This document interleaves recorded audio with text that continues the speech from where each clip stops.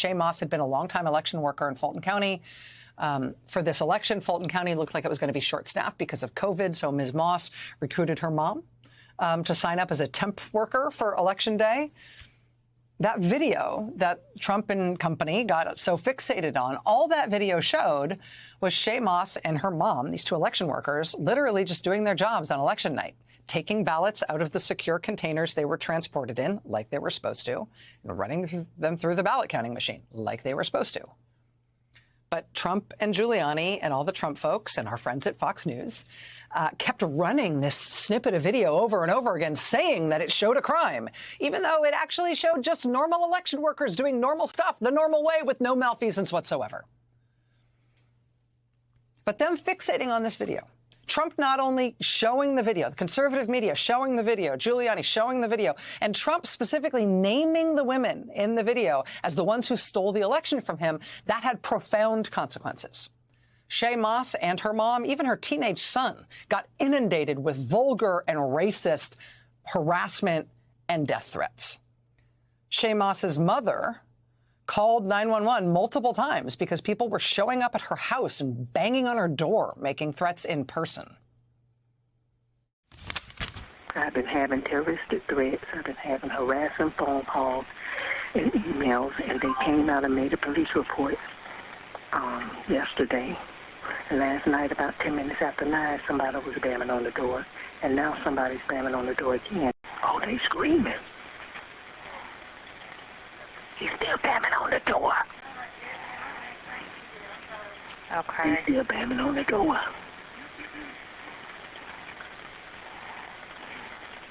Lord Jesus, where's the police? They are on the way, ma'am. Oh, God. Lord Jesus, where's the police? This became their lives. Shaye Moss and her mother, Ruby Freeman, in the midst of all those harrowing threats and intimidation, something else happened. That tape, that 911 tape, was from December 2020. The following month, in January 2021, actually 2 days before the January 6th attack, a woman showed up on Ruby Freeman's doorstep, said she had been sent by a high-profile individual, and she was there to help Ms. Freeman. Now, this woman told Ruby Freeman that she was in danger. She told her that people were coming to her house in 48 hours and she was going to be locked up. That woman who came to Ruby Freeman's house and made that apparent threat, it turned out in the end that she at least some point had been a publicist for the troubled Trump-supporting hip-hop artist Kanye West, which is the celebrity thing that got all the, well, this is weird kind of headlines about this incident. You might remember that. Where did the Kanye West publicist fit into all of this? The way that actually resolved, and what you should know ahead of Ms. Moss's testimony at tomorrow's hearing, is that we here on this show actually later determined that that woman who showed up on Ruby Freeman's doorstep had been dispatched there by a Trump campaign operative. When that woman came to Ruby Freeman's house, Ms. Freeman was so freaked out after a month of threats and harassment that while she said she was willing to talk with this person, she said she would only agree to do so at the local police station. That was the only place she felt safe meeting this random stranger. And so she went and met with her at the police station. And because it was at the police station, part of their meeting was caught on a police body cam, which Reuters obtained. We didn't want to frighten you, but we had to find you within this time frame. We've put in place a way to move you, to secure you from what may be authorized over the next 48 hours. I can't say specifically what will take place. I just know it will disrupt your freedom and the freedom of one or more members of your family. It's January 4th. The woman then says she's going to put Ruby Freeman on the phone with somebody, quote, very high level with the authoritative powers to get you the protection that you need. Protection from what? Ruby Freeman told Reuters that once this other person, a man, got on the phone with her, he and this woman who had come to her house to try to get her, to try to talk to her about moving her, and because something terrible was going to happen to her within 48 hours, the man on the phone and that woman at the police station with her tried to get her to admit to committing election fraud. Ruby Freeman says the woman told her, quote, if you don't tell everything, you're going to jail. Now, what's important about this, other than the bizarreness of it, is that the, quote, very high-level guy who Ruby Freeman got put on the phone with, this person who could supposedly get Ruby Freeman protection from what was otherwise going to happen to her if she just confessed, and otherwise she and a family member or more than one family member were all going to go to jail. Turns out that guy worked for the Trump campaign. He had been the paid executive director of a Trump campaign group called Black Voices for Trump. He told us that he was the one who sent that woman to Ruby Freeman's house in January. He claimed he was acting as a private citizen when he did that. He said he was no longer on the Trump payroll. He also said that he personally never threatened Ms. Freeman. He told Reuters he received calls from people offering Ruby Freeman immunity if she confessed to election fraud, but he wouldn't say who those people were or on what authority they would have been able to offer her immunity. And immunity from what? What would she be prosecuted for? She did not actually commit election fraud. But again, this all happened on January 4th. And they keep giving her this deadline, right, by which she needs to act. She needs to confess or she's going to get taken away. And maybe they can move her. Maybe they can keep her safe. 48-hour deadline. Well, what was happening 48 hours from January 4th? Why was it so important that they get her to confess to election fraud within 48 hours of January 4th? Well, 48 hours later, of course, was January 6th, when Trump was, planning to pressure Mike Pence into stopping the certification of Biden's election win. And it would have, of course, been really handy to have a forced confession, a forced false confession of election fraud to point to that day as a reason to throw out the Georgia results, or at least to delay certifying them because there was some great new controversy in Georgia.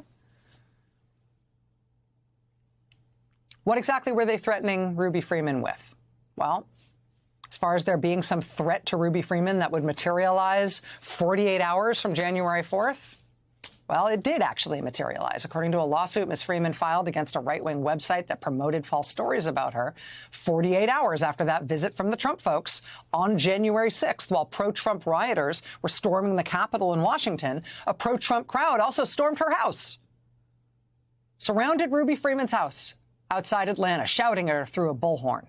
Fortunately, nobody was hurt. She, by then, had already fled her home for her safety, following the FBI's advice to do so.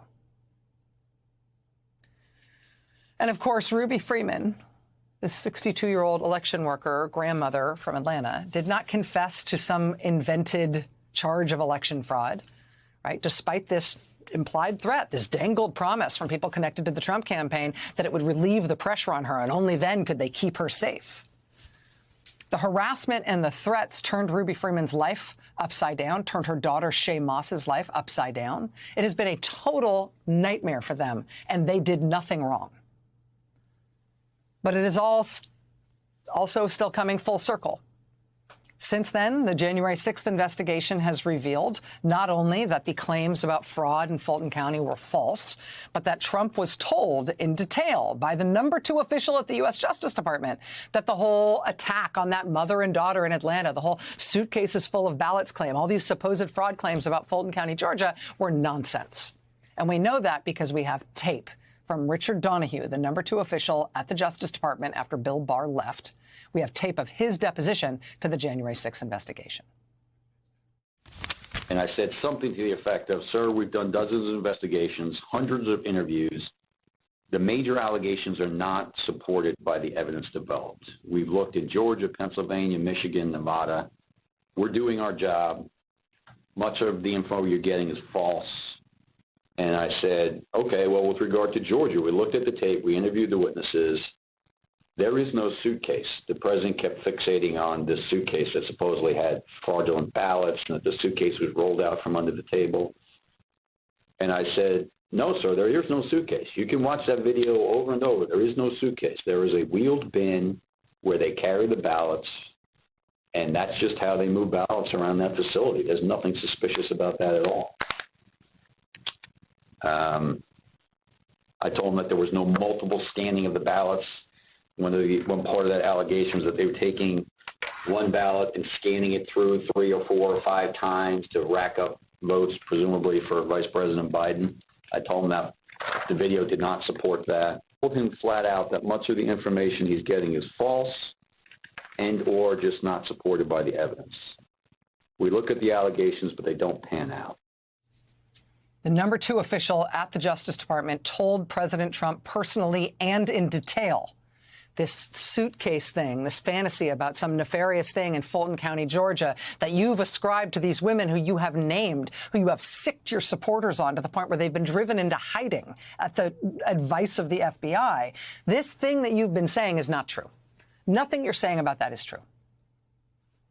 Ruby Freeman and her daughter, Shay Moss, did nothing wrong.